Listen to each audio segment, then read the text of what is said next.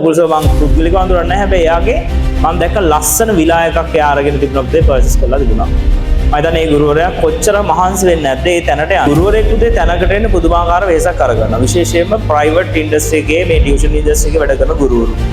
එතකොට මේ මුතුගල සර් දැන් මුතුගල සර් නම් මම පුද්ගලිකව අඳුරනවා. මුතුගල සර්ගේ මෙතන මේ ඉලස්සේ දැන් කොට නැගෙන. ඇත්තටම ඒක දැක්කාම හරි සතුටක් මගේ හිතට එන්නේ මේ අපේ ශාස්ත්‍රයේ ප්‍රවීණ ගුරුවරු. එයාලා අපිට වඩා වැඩිමල්. ඒ වගේම සෑහෙන වැඩක් කරලා තියෙනවා ඉන්ඩස්ට්‍රි එකට ළමයින්ගේ ප්‍රතිඵල අරලා තියෙනවා. ඒක ඇතුලේ පුතේ ගුරුවරයෙක්ගේ දියුණුව කියලා කියන්නේ ඒ ගුරුවරගේ පුද්ගලික මොකක්ද? කැපකිරීම. හැබැයි කී දෙනෙක් ඕක රිවිසියා කරනවද? ටියුෂන් වලට කොච්චර මිනිස්සු බයිනවද?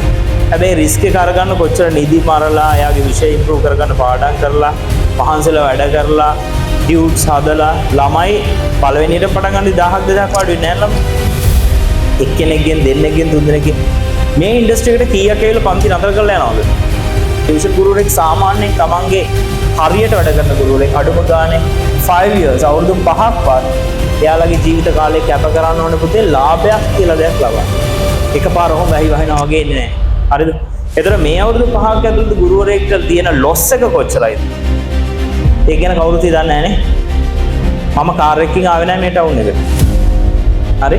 මම මේ ටවුන් එකේ උගන්වනකොට මම බස් එකේ ගිහිල්ලා සෑහෙන කට්ටක් කාලා මේ පැත්තේ ප්‍රොජෙක්ටර් එක මේ පැත්තේ ලැප්ටොප් බෑග් එක ටියුට්ස් ටික ඔක්කොම එල්ලගෙන බස් එකේ ඇවිල්ලා පන්තිට ඇවිල්ලා ඒවා සෙට් කරලා දාඩිය දාගෙන පුදුමාකාර කට්ටක් කාලා මෙතෙන්ට ආපිද බැංක් ලෝන්ස් අරගෙන ෆිනෑන්ස් දාලා වාහන අරගෙන මාර්ම කට්ටක් අපි දන්නවා ඒ කට්ට ටියුෂන් ගුරුවෙක් ගන්න.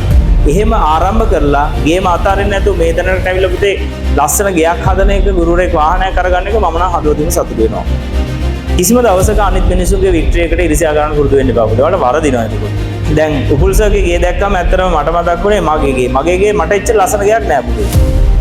මගේ ගෙදර තාමත් හදන්න අඩුපාඩු ගොඩාක් දෙනවා. හැබැයි මම ලස්සන ඇකඩමි එකක් හදලා තිනවා. ඒක මට සතුටු වෙන කාරණාව. ඉංග්‍රීසි මට ඒ වගේ ලස්සන ගයක් මගේ අම්මයි තාත්තයි එක්ක මම දැන් ජීවත් වෙන්නේ. මම මෙහෙම ලස්සන ගයක් තාම හදලා නෑ.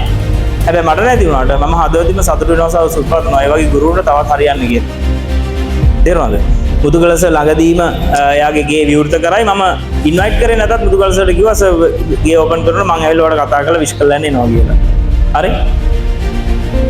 අපිට පුළුවන් වෙන්න ඕනේ අනිත් මිනිස්සුන්ගේ දියුණුව දැකලා පුතේ ඒකට අත්පුඩි ගන්න.